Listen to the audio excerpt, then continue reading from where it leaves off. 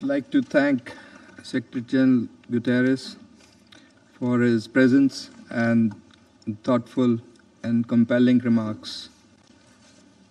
Secretary General, you spoke about a defining moment and our collective future, as well as collective responsibility. And we fully agree with you and your call to give peace a chance. And in that context, your appeal to end the fighting and return to negotiations.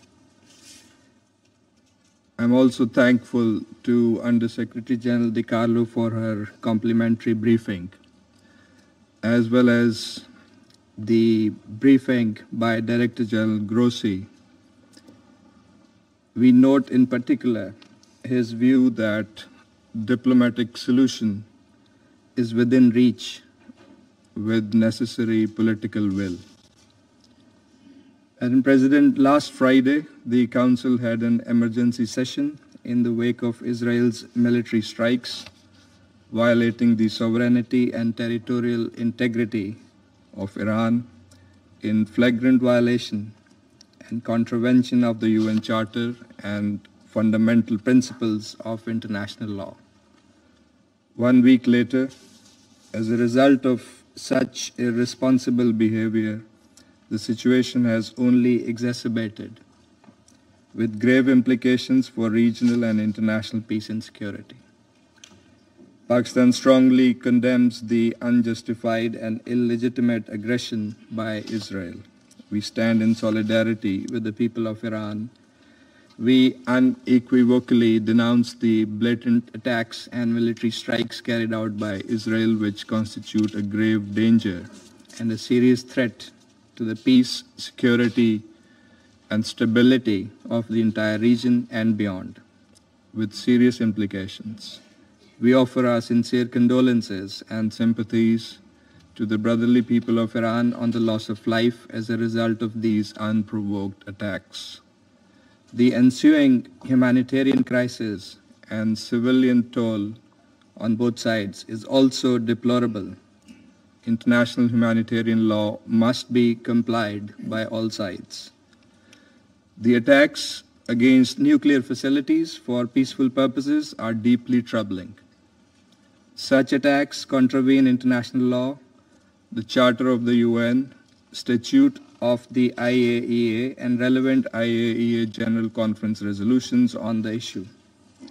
It is the responsibility of the IAEA to clearly pronounce its legal position with regard to such attacks, as well as to report it to the Board of Governors and to the Security Council about the legal safeguards, safety and security implications of such attacks. The agency should fulfill that responsibility. Madam President, the latest crisis has aggravated the existing tensions in the region, arising from Israel's continuing ruthless assault on Gaza that has resulted in an unprecedented humanitarian catastrophe for the innocent Palestinians, as well as its recurring violations of international law in Syria, Lebanon, and Yemen. The Security Council bears primary responsibility to immediately stop this wanton aggression and hold the aggressor accountable for its actions. The Security Council must fulfill its duty and affirm the following. First, categorical rejection and condemnation of Israel's attacks on the Islamic Republic of Iran since 13th of June and all actions that contravene international law and the purposes and principles of the Charter of the United Nations. Second, play its due role to end the hostilities and promote de-escalation for achieving a comprehensive ceasefire before the situation spirals out of control and threatens the peace and stability of the entire region. Third, clear denunciation of the targeting of IAEA safeguarded nuclear facilities against the provisions of international law and the UN Charter, as reflected in the UN Security Council resolutions, IAEA resolutions, and international humanitarian law, including the Geneva Conventions. The Security Council must implement its own Resolution 487. Fourth, call for dialogue and diplomacy to promote a peaceful and lasting resolution of the crisis. Diplomacy must be given a chance.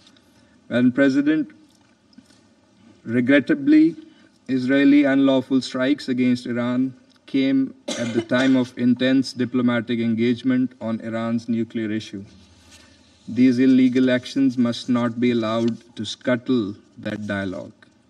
Parties must swiftly return to the path of negotiations, which is the only viable means to reach a sustainable agreement regarding the Iranian nuclear program. We note the willingness expressed by the United States to keep the door for negotiations open. We also take note of the dialogue between the E3 and Iran. We hope that the diplomatic efforts and engagements will bear fruit. We reaffirm our long-standing position that all issues concerning Iran's nuclear program must be resolved peacefully through dialogue and diplomacy in accordance with the rights, international obligations, and responsibilities of all the parties concerned. At the same time, verification activities by the IAEA as the competent international technical organization mandated to implement respective safeguards obligations should continue unimpeded. The IAEA must continue its work in an impartial and apolitical manner to provide objective reporting and credible information regarding the issues under its purview.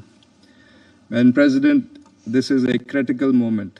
The Security Council must fulfill its responsibility and facilitate peaceful resolution of disputes. Military means and coercion cannot bring about a lasting settlement. Dialogue and diplomacy, in full adherence to the principles of international law and the UN Charter, remain the only viable path to resolving this crisis. This Council must therefore unite in support of the Secretary General's call for end to fighting and return to negotiations and dialogue. I thank you.